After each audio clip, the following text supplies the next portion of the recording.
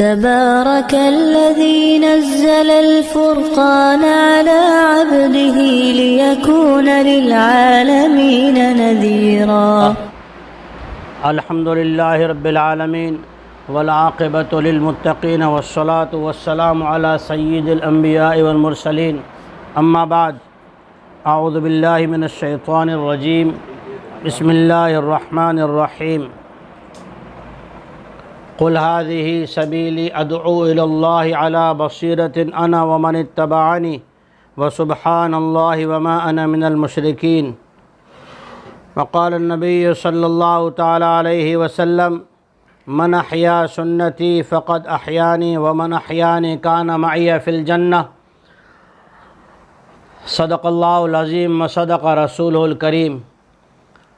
محترم بزرگوں اور محترم خواتین، اللہ تبارک و تعالیٰ کا شکر ادا کریں. اللہ تعالیٰ نے اپنے دین کی خدمت کرنے کے لیے اور دین سیکھنے کے لیے اپنے اس راستے میں دعوت و تبلیغ کی محنت میں نکلنے کی توفیق عطا فرمائی.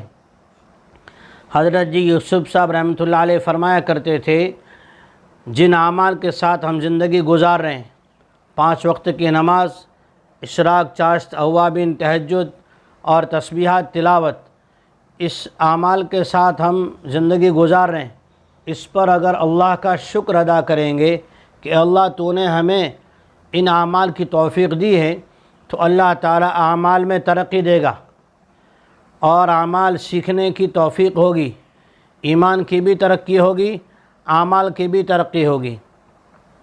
حضرت جی مولانا عمر صاحب رحمۃ اللہ علیہ فرمایا کرتے تھے، جب تک مومن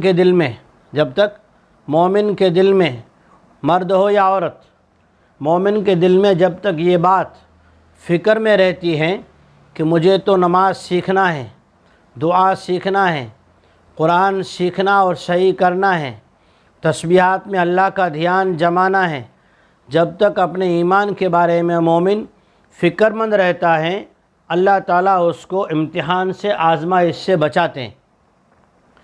اور جب مومن مرد یا عورت ایمان کے بارے میں، اعمال کے بارے میں بے فکر ہو جاتا ہے اور شیطان اس کو یہ سمجھا دیتا ہے کہ میری نماز تو اچھی ہو گئی، میری تلاوت تو اچھی ہو گئی، میری تسبیحات تو اچھی ہونے لگی، تو پھر جب یہ اپنے آپ کو مکمل سمجھنے لگتا ہے تو پھر اللہ کی طرف سے آزمائش آنا شروع ہو جاتی ہے. اس لیے حضرت جی مولانا عمر صاحب رحمۃ اللہ علیہ فرمایا کرتے تھے کہ ہمیشہ موت تک اپنے آپ کو طالب علم سمجھتے ہی رہنا چاہیے. اسی لیے ایک بہت بڑے اللہ والے گزرے ہیں، بہت بڑے عالم محدث ابو حیان اندلسی رحمۃ اللہ علیہ، انہوں نے قرآن پاک کی آیت کہ وَلَا تَمُوتُنَّ إِلَّا وَأَنْتُمْ مُسْلِمُونَ، اس آیت کے خلاصے میں یوں لکھا ہے اور فرمایا ہے کہ مومن مرد اور عورت کو اپنے اعمال درست کرنے کی فکر موت تک ایسی کرنا چاہیے کہ ہمارا دنیا سے جانا ہو تو یا تو ہمارا سر سجدے میں ہو، یا زبان ذکر میں ہو، یا دل فکر میں ہو. اس لیے ہمیں جو اللہ تعالیٰ نے محنت کے لیے قبول فرمایا ہے، اس محنت کی 3 لائن ہیں. پہلی ہمارے دلوں کے اندر یقین کی محنت، دوسری اعمال صالحہ کی محنت، اور تیسری جو ہے اسی دین پر پوری امت کیسے آ جائے، اس کی محنت. اللہ تعالیٰ نے قرآن مجید میں بار بار یہ فرمایا، اور نبی کریم صلی اللہ علیہ وسلم نے صحابہ سے یوں کہا، جددوا ایمانکم. فقیل یا رسول اللہ کیف نجدد ایماننا، صحابہ سے حضور نے کہا اپنے ایمان کو تازہ کیا کرو. تو صحابہ نے پوچھا، یا رسول اللہ صلی اللہ علیہ وسلم، ایمان تازہ کس چیز سے ہوتا ہے؟ ایمان تازہ کس چیز سے ہوتا ہے؟ تو اللہ کے نبی جناب رسول اللہ صلی اللہ علیہ وسلم نے فرمایا، بقول لا الہ الا اللہ، یعنی دل کے اندر جو شیطانی وسوسے بار بار آتے ہیں تو بار بار کلمہ طیبہ کا، ایمان کی فکر کا، ایمان کے نور کا ورد کرنا چاہیے. پہلی چیز ہے عقیدہ. اللہ اپنی ذات و صفات میں اکیلا ہے، تنہا ہے، اس کا کوئی شریک نہیں، کوئی کسی کو تکلیف نہیں پہنچا سکتا، چاہے وہ کالے تعویذ سے ہو، چاہے شیاطین سے ہو. اس لیے کہ اللہ پاک خود قرآن میں فرماتے ہیں کہ اگر وہ وما یتفرقا ولن یضر اللہ شیئا، کہ وہ حتی یعلمان من احد، وہ فرشتے جو آئے تھے ہاروت ماروت، انہوں نے سکھایا۔ اس کے بعد اللہ نے یوں کہا کہ ان کے تعویذات اور ان کا جادو جب تک اللہ کا حکم نہ ہو کوئی اثر نہیں کر سکتا۔ کسی کے کچھ کرنے سے ہمارے کاروبار میں بندش نہیں آ سکتی، نفع نقصان اللہ کے ہاتھ میں ہے۔ بیماری ہو جانا، ذہنی طور پر بہت سی مرتبہ ایسا شیطان جو ہے، ایسا یہاں تک لکھا حدیثوں میں کہ شیطان بچے کو چونٹی بھرتا ہے، بچہ روتا ہے اور ماں غیر شرعی کام جیسے جاہلوں میں چلتا ہے، بے آگ جلا دی، دھواں دے دیا، چلو بچہ چپ ہو گیا۔ عبداللہ بن مسعود رضی اللہ تعالیٰ عنہ فرماتے ہیں کہ جب ایسا کوئی غلط کام کر کے بچے کو چپ کراتے ہیں جو شریعت کے خلاف ہیں تو شیطان بچے کو چپ کر دیتا ہے۔ بچے کو چپ اس لیے کرتا ہے، عبداللہ بن مسعود کہتے ہیں، تاکہ یہ غلط بات عورتوں میں یقین پکڑ جاوے۔ یہ غلط ریت رواج جو چلتے ہیں نا عقیدے بگاڑنے کے، اس میں شیطان کا ساتھ ہوتا ہے۔ اس لیے سب سے پہلے اللہ کے ذات اور صفات کا یقین، دوسرے نمبر پر کلمے کا دوسرا جز ہے محمد الرسول اللہ صلی اللہ علیہ وسلم، کہ ہم جو عمل کریں، نماز پڑھیں، نماز کا طریقہ سنت والا ہوں، ہم ذکر کر رہے ہیں، ذکر کا طریقہ سنت والا ہوں۔ استاد محترم حضرت شیخ حنیف صاحب فرماتے ہیں اور حضرت مفتی تقی صاحب بھی فرماتے ہیں، جو چیزیں ہمارے معمولات کی ہیں، نماز میں پڑھنے کی صورتیں، ذکر کرنے کی تسبیح کی 3 تسبیحات کا ترجمہ، اور اسی طرح سے التحیات، درود شریف اور دعائے معصورہ، دعائے قنوت، ان کا ترجمہ یاد کرنے کی کوشش کریں۔ ترجمہ یاد ہوگا تو نماز میں دل جمے گا اور اس کا معنی مطلب سمجھیں گے تو وساوس سے اور خیالات سے، نماز میں دھیان ادھر ادھر بھٹکنے سے بچ جائیں گے۔ تو پہلے عقیدہ اور پھر جو ہے اس عقیدے کے مطابق عمل، کہ جو عمل کریں گے سنت طریقے کے مطابق عمل کریں گے۔ اس لیے کہ نبی کریم صلی اللہ علیہ وسلم نے ہر سنت طریقہ سکھلایا۔ شوہر سے کیسے بات کرنا اس کا طریقہ سکھلایا کہ مسکرا کے بات کرنا۔ اپنی ضرورت کی یا اپنے گھر میں کوئی چیز ہے اور اس کی ضرورت ہے تو اس کے لیے شوہر سے اس طرح زور سے چلا کے نہیں کہنا کہ جس سے بچے یہ سمجھیں کہ ہمارے ابا کی امی کی نظر میں کوئی ویلیو نہیں ہے، بلکہ بچے موجود ہیں تو ہم قریب آ کے عورت سے بات کریں تاکہ بچوں کے دل میں باپ کا ادب باقی رہے۔ اور باپ کو چاہیے بیوی کو کچھ کہنا ہے تو گھیٹ سے چلا کے اعلان نہ کرے، بلکہ گھر میں آ کے اور بیوی کے پاس کھڑے ہو کے اس سے پھر بات کرے، تاکہ بچوں کے دل میں ماں کی عزت اور ماں کا ادب احترام باقی رہے۔ کہ ہر ایک چیز سنت طریقہ ہے۔ نبی کریم صلی اللہ علیہ وسلم کے گھرانے میں کیا تھی، ایک دوسرے سے خوش ہو کر بیٹھتے تھے، حالانکہ گھر میں کھانے کے لیے 2 مہینے تک کچھ نہیں ہوتا تھا، کبھی کبھی 6 دن کے فاقے ہوتے تھے، کہیں سے کھانا آتا تو حضور وہ ساتھ میں لے کے جا رہے، چلو حضرت فاطمہ رضی اللہ عنہا کو دے کر آؤں، بیٹی کو دے کر آؤں، اس نے بھی کچھ نہیں کھایا ہوگا۔ کبھی بیٹی کے پاس کچھ آ رہا ہے تو ابو کو دینے آ رہی۔ لیکن اتنے حالات ہونے کے باوجود ازواج مطہرات سے تو یہ روایت منقول ہے، لیکن پڑوسیوں سے یہ روایت منقول نہیں ہے۔ پتہ یہ چلا کہ گھر کے حالات، گھر کے دکھ سکھ محلے والوں میں نیوز پیپر نہیں چھاپنا چاہیے۔ گھر کے دکھ سکھ ہے گھر کے اندر نبھانا چاہیے۔ باہر تو بہت سارے کوے گھومتے رہتے ہیں، فوراً کہاں کہ کہاں گھمائیں گے اور پھر کیا ہوگا، ہمیں رسوائی اور شرمندگی ہوگی۔ اس لیے کہ ہمارا ہر عمل جو ہے سنت طریقے کے مطابق ہو۔ تعلیم کرنے گھر کے اندر روزانہ بیٹھیں، تعلیم کتنا بڑا عمل ہے کہ سرور کائنات جناب رسول اللہ صلی اللہ علیہ وسلم صحابہ کرام کو جمع کر کے نصیحت فرماتے ہیں۔ اللہ تعالیٰ ان مجلسوں کا تذکرہ عرش پہ کرتے ہیں۔ گھر میں قرآن کے حلقے کتنا بڑا عمل کہ حضور نبی کریم صلی اللہ علیہ وسلم کہیں پر تھے، اللہ کی طرف سے وحی آئی کہ مسجد میں تشریف لے جائیں اور وہاں چند لوگ قرآن سیکھ رہے ہیں، سکھا رہے ہیں، سن رہے ہیں، سنا رہے ہیں، اگرچہ وہ حالت کے اعتبار سے غریب ہے، جسمانی اعتبار سے کمزور ہیں، گھریلو حالت کے اعتبار سے فقراء ہیں، لیکن پھر بھی کہ اندر میں قرآن کو صحیح کرنے کی فکر ہے، قرآن کی تلاوت کی فکر ہے، اللہ کے کلام کی تلاوت اور اس کو صحیح کرنے، اس کو پڑھنے کی فکر ہے۔ حضور مسجد میں آئے، دروازے پہ ہاتھ رکھ کے کھڑے ہیں، ایک صحابی کی نظر پڑ گئی تو وہ پڑھنے والا قاری تھا نا، اس کو انہوں نے اشارے سے بتا دیا، تو وہ پڑھنے والا کیا ہو گیا؟ خاموش۔ اور پھر حضور آئے، ان کے ساتھ بیٹھ گئے اور کہا کہ تلاوت کرو۔ کون تلاوت کر رہا تھا؟ کرتے رہو۔ مجھے اللہ نے یوں کہا کہ وَاصْبِرْ نَفْسَكَ مَعَ الَّذِينَ يَدْعُونَ رَبَّهُمْ بِالْغَدَاةِ وَالْعَشِيِّ يُرِيدُونَ وَجْهَهُ، کہ تلاوت کرنا، صبح و شام اللہ کا ذکر کرنا، یہ وہ مجلسیں ہیں جن مجلسوں کا تذکرہ اللہ عرش پہ کرتے ہیں، جن مجلسوں میں بیٹھنے کے لیے، جن حلقوں میں، جس ذکر میں بیٹھنے کے لیے اللہ اپنے رسول کو بھیج رہا ہے، کہ اپنے گھروں میں تعلیم کا اور تلاوت کا، قرآن کے تجوید کے صحیح کرنے کے حلقے۔ یہ ہماری ہر عمل کو سنت پہ لانے کی محنت، نماز بھی صحیح ہو، نماز میں پڑھنے کی چیزیں صحیح ہو، کھانے پینے کی دعائیں، ایسی دعائیں آتی ہیں احادیث میں۔ ایک دعا آئی مشکاۃ شریف میں، کتاب الدعوات میں، نبی کریم صلی اللہ علیہ وسلم نے فرمایا جو یہ دعا پڑھے، اللہم الحمدللہ الذی اطعمنی ھذا ورزقنیہ من غیر حول منی ولا قوہ، الحمدللہ الذی اطعمنی ھذا ورزقنیہ من غیر حول منی ولا قوہ۔ حضور فرماتے اللہ تعالیٰ اس کے سارے گناہوں کو معاف بھی کر دیتے ہیں، اور پھر اللہ تعالیٰ اس کے ذہن کو گناہوں کے وسوسوں سے بچا لیتے ہیں۔ کیسی کیسی دعائیں ہیں۔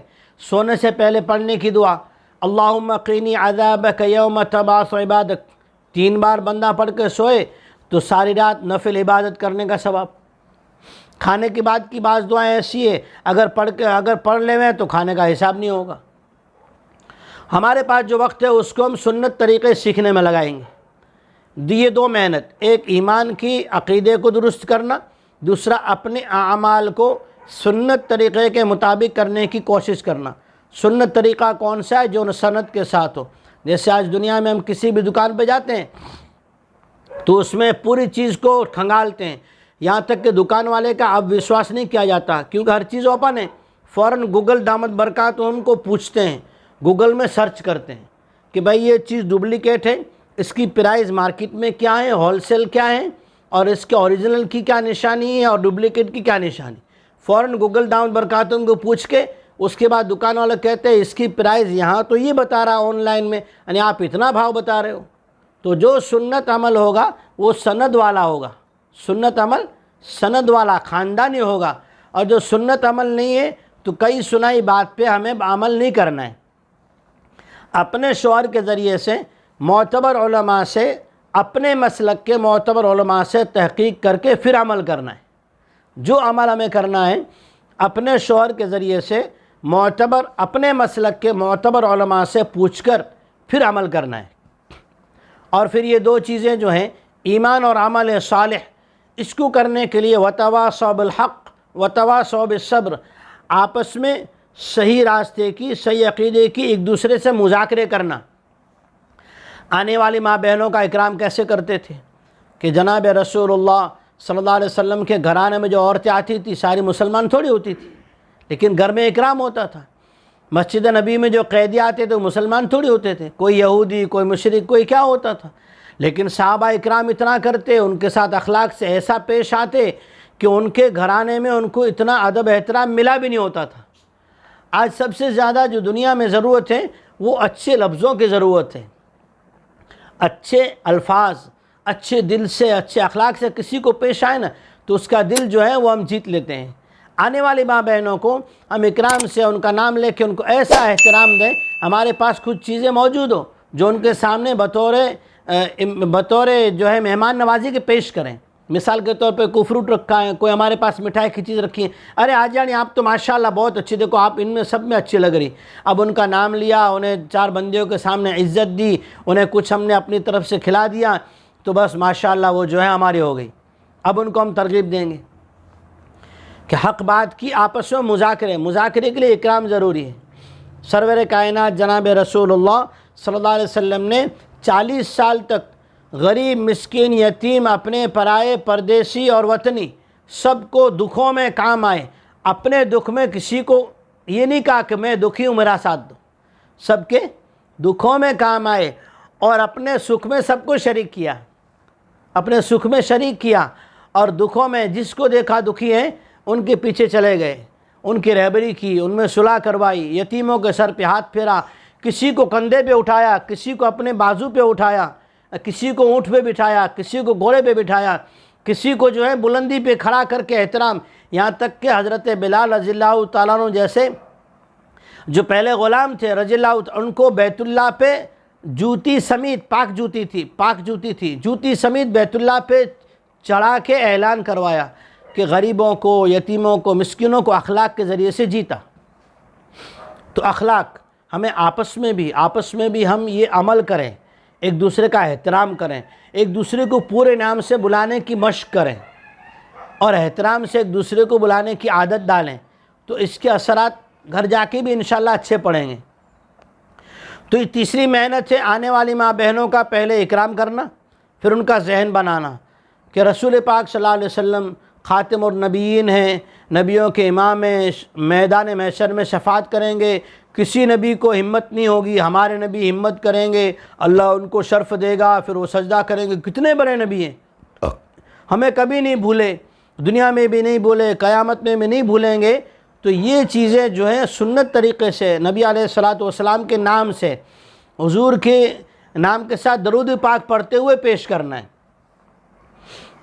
تو جو ہے کیا ہوگا، آنے والے ماں بہنوں کے دل میں آئے گا کہ ہاں یہ تو دین کی محنت کرتے ہیں، لیکن نبی کی سنت طریقے میں محنت کرتے ہیں، بے شک کرتے ہی ہیں، لیکن تھوڑا اس کے ساتھ نام ملا ہو، درود پاک ہمارے زبان پہ ہو، ان کا دل جیتیں، ان کا اکرام کریں۔ خود کو تھوڑی بیٹھنے وغیرہ میں تکلیف ہو تو کوئی حرج نہیں، آنے والے بہن کو اکرام سے ہم نے سلام کیا، گلے ملے، پھر ان کو آ کے ایک جگہ اچھی جگہ بٹھایا، اور پھر ان کو ایک اور بات جو آج کے دور میں بہت کم ہوتی جا رہی، کہ جس گھر سے ہم رخصت ہوں، جب ہم کھانا کھا لیں یا رخصت ہوں، اس وقت گھر کی ماں بہنوں کو، گھر کی مستورات کو بہت ساری دعائیں دیں۔ اللہ کے راستے میں دعائیں قبول ہوتی ہیں، اور یہ سنت عمل ہیں، بخاری شریف سے ثابت ہیں، شریعت و سنت سے ثابت ہیں۔ ان کو دعائیں دیتے ہوئے جائیں، تو دعائیں دیتے ہوئے جائیں گے، جو آنے والی ماں بہنیں یہ دعائیں سنے گی، آئندہ وہ امید کرے گی کہ جماعت ہمارے گھر بھی آوے، تاکہ ہم کو بھی دعائیں ملیں۔ دعائیں اللہ نے سکھائی ہیں ہمیں، وہ دعائیں دیں، اور پھر ہلکی پھلکی ان کی تشکیل کریں کہ بھئی دیکھو دنیا کے اندر کوئی چیز آدمی گھر بیٹھ کے نہیں سیکھتا، دنیا کی ڈگریاں جو فنا ہونے والی ہے، ڈاکٹر بننا، انجینئر بننا، سائنس بننا، جو بھی چیزیں سیکھی جاتی ہیں، یہ ساری چیزیں اپنا گاؤں چھوڑ کے سیکھنی پڑتی ہیں۔ تو اسی طرح سے دین جو ہے وہ سیکھنے کے لیے صحابہ اور صحابیات رضی اللہ عنہم اجمعین نے سفر کیے، بلکہ حضور کے گھرانے میں آتی تھی اور سیکھ کر پھر جاتے تھے۔ اور آج بھی وہ صفہ کا چبوترا جو ہے مدینہ منورہ میں موجود ہے، حضور نبی کریم صلی اللہ علیہ وسلم کے روضہ اقدس کے پاس موجود ہیں، وہ نشانیاں موجود ہیں جہاں وہ بیٹھ کر جو اصحاب صفہ صحابہ سیکھا کرتے تھے۔ حضور کے گھرانوں میں آ کر عورتیں دین سیکھتی تھیں، تو دین سیکھنا پڑے گا۔ سیکھنے سے کیا ہوگا کہ سیکھنے سے عمل قبول ہوگا، کہ ہمارا جو عمل جس میں اللہ کا حکم پورا کریں گے، نبی کریم صلی اللہ علیہ وسلم کا سنت طریقہ ہوگا، تو وہ عمل قبول ہے۔ یہ ہوئے تین طرح کی محنت، آنے والی ماں بہنوں کا اپنا عقیدہ درست کرنا، اور سنت طریقے پہ عمل کرنے کی فکر کرنا، اس کو سیکھنا، اور تیسری آنے والے ماں بہنوں کا اکرام کرتے ہوئے ان کا ذہن بنانے کی فکر کرنا، اور ان کی ہلکی پھلکی تشکیل کرنا۔ اب چوتھی چیز یہ ہے کہ ہمیں اللہ تعالیٰ نے اپنے راستے میں قبول کیا ہے، ہمیں اللہ تعالیٰ نے اپنے راستے میں قبول کیا ہے۔ تو صحابہ کرام رضی اللہ تعالیٰ عنہم اجمعین اور نبی کریم صلی اللہ علیہ وسلم کو اللہ تعالیٰ نے قرآن پاک میں یوں کہا کہ جو ایمان کی محنت کرے گا نا، اس پر تکلیفیں، تھوڑی بہت حالات، جسمانی طور پہ، بیماری کے اعتبار سے، رہن سہن کے اعتبار سے، آرام کے اعتبار سے، دنیا کے اندر یوں سمجھے کہ ہر ایک ہماری سن لے، تو محمد الرسول اللہ صلی اللہ علیہ وسلم کے اپنے خاندان والوں نے نہیں سنی۔ تو ہمیں یہ مثال قرآن میں اللہ نے اس لیے دی تاکہ ہمیں اگر ایسا لگے کہ یہاں سے جماعت نہیں بنی، یہاں سے جو ہے سامنے کام نہیں ہوا، یا ہمیں یہاں اچھی طرح آرام نہیں ملا، سر دکھنے لگا، آج جو ہے پوری نیند نہیں ہوئی، تو یہ ساری چیزیں برداشت کرنے کے لیے اللہ تعالیٰ نے نبی اور صحابہ کے نمونے کو رکھا، کہ ہمارے آپ کے نبی جناب رسول اللہ صلی اللہ علیہ وسلم اور صحابہ اور صحابیات کو آرام نہیں ملا، بلکہ رات میں آنکھ کھلتی تھی اور خیال آتا تھا کہ اللہ کے سامنے کل کو کھڑا ہونا ہے تو فوراً وضو کر کے مصلی پہ کھڑے ہو جاتے۔ کبھی کسی صحابیہ کو دل میں خیال آیا تو ساری رات مصلی پہ حضور نبی کریم صلی اللہ علیہ وسلم اور صحابہ تو ہمارا نمونہ ہے۔ کبھی کوئی جو ہے ساری رات رکوع میں گزار رہا ہے، کبھی کوئی تلاوت کرتے ہوئے رو رہا ہے، کبھی کوئی سورہ تبارک الذی پڑھتے ہوئے رو رہا ہے، کبھی کوئی قرآن مجید کی ایک آیت پڑھتے پڑھتے رات نکال دے رہا ہے کہ یہ چیز کیا تھی کہ بس اللہ کے سامنے کھڑے ہونے کی فکر میں، دنیا کی تکلیف کوئی چیز نہیں ہے۔ کہ اگر ہمیں اللہ کے راستے میں جو چل رہے ہیں، اللہ اس کو انشاءاللہ ایمان کا، اعمال کی ترقیات کا، اور دنیا میں اللہ جل شانہ حلال روزی کی، عزت کی ترقیات کا سبب اور ذریعہ بنا کے قبول فرمائے کہ تھوڑی بہت تکلیف آئے اسے برداشت کرنا اس کو کہتے ہیں کہ اس کا اثر ہمارے چہرے پر بھی نہ ہو اور اس کی شکایت زبان پر نہ ہو۔ یہ دو چیزیں ہیں صبر کی نشانی۔ چہرے پر ہمارے جو ایکسپریشن چینج نہ ہو، چہرے کے تاثرات چینج نہ ہو، اور زبان پہ اس کا تذکرہ نہ ہو۔ کیوں؟ اس لیے کہ جب تک زبان پہ تذکرہ نہیں آئے گا اللہ تعالیٰ اس کا انتظام کریں گے، اور اس کے بعد اللہ تعالیٰ کوئی نہ کوئی ایسا عمل دیں گے، ایسی نعمت دیں گے جس کی خوشی، جس کا مٹھاس، جس کی حلاوت ہمیں خود انشاءاللہ دل میں محسوس ہوگی۔ تو یہ 3 طرح کی محنت ہے، اور چوتھی چیز جو ہے بطور ان ساری نعمتوں کو بچانے کے، تاکہ ان کا اجر ثواب بچ جائے، یہ چوتھا کام ہے۔ ان 4 کاموں کے نیت کے ساتھ، عزم کے ساتھ انشاءاللہ ہم کام کرتے رہیں گے تو اللہ جل شانہ ہمیں اپنے ایمان اعمال صالحہ میں ترقی بھی دے گا، اور انشاءاللہ ہم ان 10 دنوں میں بہت کچھ لے کر جائیں گے۔ اور ایک عمل، وظیفہ جو حضرت مفتی تقی صاحب فرماتے ہیں، آپ لوگوں کو بھی بتا دوں، کرنے کی کوشش کرنا، آتا تو سب کو ہے لیکن کرنے کی ایک ترکیب ہے۔ وہ عمل یہ ہے کہ روزانہ کسی بھی وقت 2 منٹ، 4 منٹ، 5 منٹ فارغ کرو، قبلہ رخ ہو کے بیٹھو، کوئی بھی وقت کہیں بھی بیٹھو، اور بیٹھ کے پھر اللہ سے بات کرو۔ بس کیسی بات کرنا؟ ہم اللہ کے بندے ہیں، بس اللہ سے جو بات کرنا ہے۔ ہم 40 روز سے بھی زیادہ اس عمل کو جاری رکھیں گے، یہاں پر بھی اس عمل کو کریں، گھر پر بھی کریں، تو انشاءاللہ دل میں اللہ تعالیٰ وہ کیفیت ایک دیں گے، اور اس کیفیت کے بعد ہمیں اپنے اعمال میں انشاءاللہ جان اور ترقی نصیب ہوگی۔ اللہ تعالیٰ نکلنا قبول فرمائے، ہدایت کا ذریعہ بنائے۔ اللہ جل شانہ جو ہیں ہم سبھی کو حج بیت اللہ مقبول مبرور نصیب فرمائے، گھروں کی، اولاد کی، خاندان کی، کاروبار کی اللہ تعالیٰ حفاظت فرمائے۔ اللہ جل شانہ بیماروں کو شفا عطا فرمائے۔ اللہ جل شانہ شیطانی وساوس سے، مکر و فریب سے ہماری اور پوری امت مسلمہ کی حفاظت نصیب فرمائے۔ وصلی اللہ تعالیٰ علی خیر خلق محمد وآلہ وازواجہ واصحابہ واتباعہ اجمعین۔ دین کی بات پھیلانا صدقہ جاریہ ہے، ثواب کی نیت سے ویڈیو کو شیئر ضرور کیجیے۔ جزاک اللہ۔